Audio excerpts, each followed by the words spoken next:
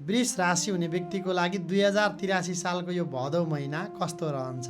महिनाभरिको मासिक राशिफल खण्ड लिएर उपस्थित भइसकेको छु। म आचार्य ज्योतिषी पण्डित माधव कृष्ण गुरागाईँ। सर्वप्रथम यहाँहरूलाई राधे राधे नमस्कार। हजुरहरूको दिन मङ्गलमय रहोस्, यो महिना अत्यन्तै शुभ फलदायी रहोस्। अलिकति हेल्प गर्न चाहनुहुन्छ भने यो भिडियोलाई सेयर गरिदिनु होला, सहयोग गरिदिनु होला भन्दै तपाईँहरूको यो 83 सालको भदौ महिना विशेष गरी वृष राशि हुनेहरूका लागि चाहिँ नि शक्ति र वृद्धिको संयोग बोकेको छ हो। तपाईँहरूको चाहिँ नि आँट जोस बढ्ने र शक्ति सञ्चय हुने केही कुराहरू गर्दै हुनुहुन्थ्यो, आँट्दै हुनुहुन्थ्यो भनेदेखि यो महिना चाहिँ थाल्ने परिस्थिति रहेको छ।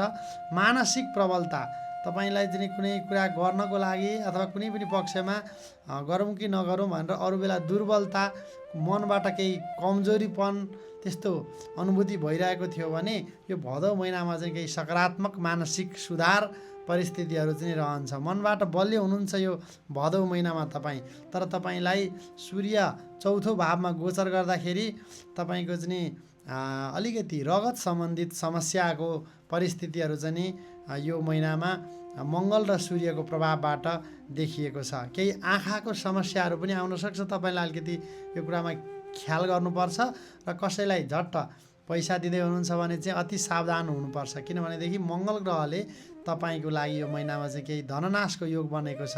कसैलाई तपाईँले ऋण दिँदै हुनुहुन्छ भने विशेष सावधानी अपनाउनु होला। विशेष गतेहरू छन्, तपाईँलाई राम्रो केही व्यवहार गर्नु पऱ्यो, तपाईँले केही ठुलो कुराहरू गर्नु पऱ्यो भने त्यो दिनहरू चाहिँ विशेष गरी तपाईँले अपनाउनु सक्नुभयो भने राशिअनुसार विशेष तपाईँले लाभ लिन सक्नुहुन्छ।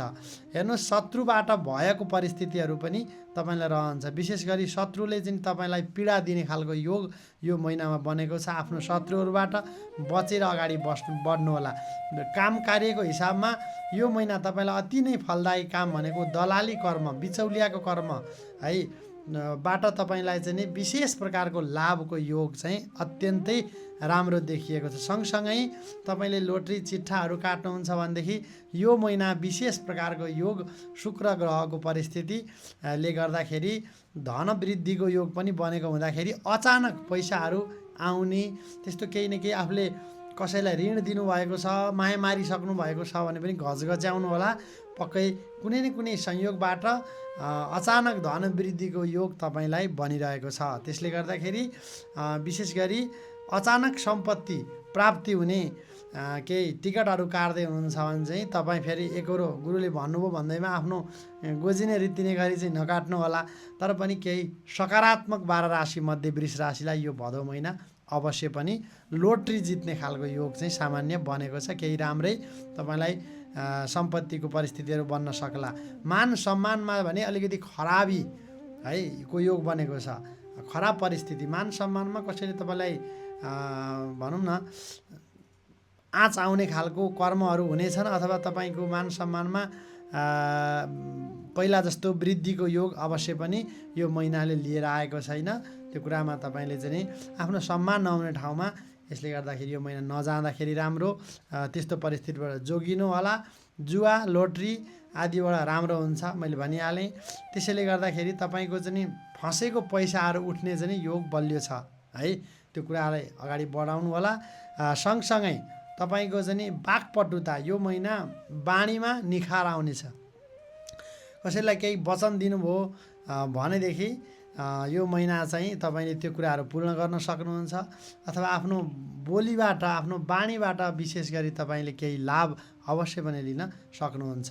यो महिना शुक्र ग्रह को चाहिँ परिस्थितिले अलिकति तपाईँले चाहिँ बाणीमा संयमता पनि अपनाउनु पर्ने परिस्थिति छ हो। वाक्पटुताको योग शुक्र ग्रहबाट बनिरहेको छ भनेदेखि तपाईँले छिटो कसैलाई वचन दिएर पनि कहिलेकाहीँ यस्तो स्थिति हुँदाखेरि मान्छेहरू बिग्रेका हुन्छन्। त्यसले गर्दाखेरि झट्ट वचन दिनु पर्यो भने चाहिँ विचार गर्नु होला।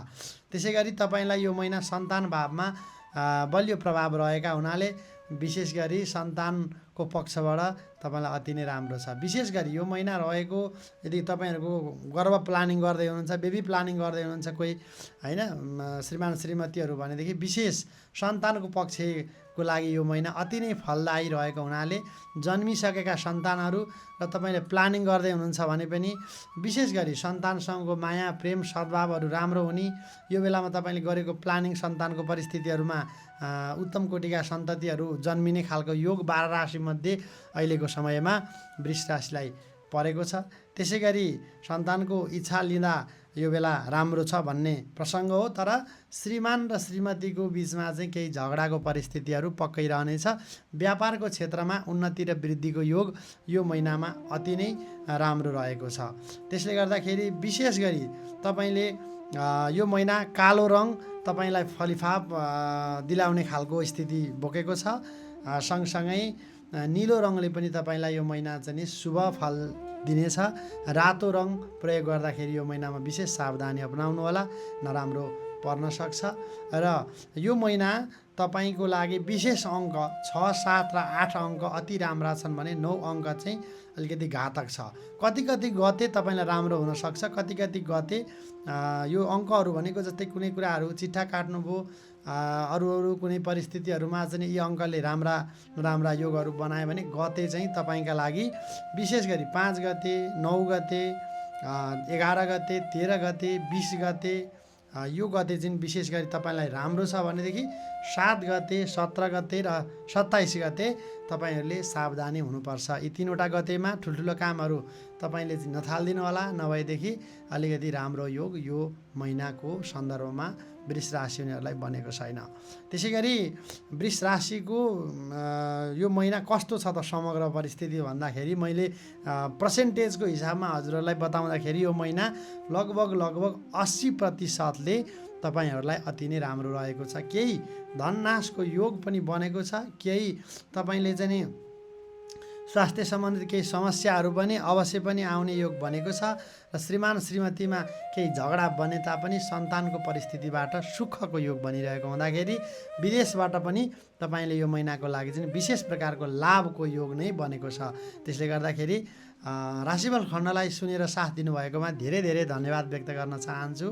हाम्रो यो पेजलाई फलो गरिदिनु होला, सब्सक्राइब गरिदिनु होला र फेरि अरू पनि भिडियोहरूमा यसै गरी हेरेर साथ दिनु होला भन्ने आग्रह गर्दै आजको लागि म बिदा चाहन्छु। यदि हजुरहरू व्यक्तिगत रूपमा कुण्डली हेराउन चाहनुहुन्छ विश्वभरिबाट तपाईँहरूको जन्ममिति थाहा छ, जन्म समयहरू थाहा छ, जन्मेको स्थानहरू तपाईँलाई थाहा छ, के कति थाहा छ, आफ्नो जन्म विवरण लिएर स्क्रिनमा राखेको नम्बरमा व्हाट्सएप गरेर पनि हजुरहरू जोडिन सक्नुहुन्छ भन्दै हस्त नमस्कार।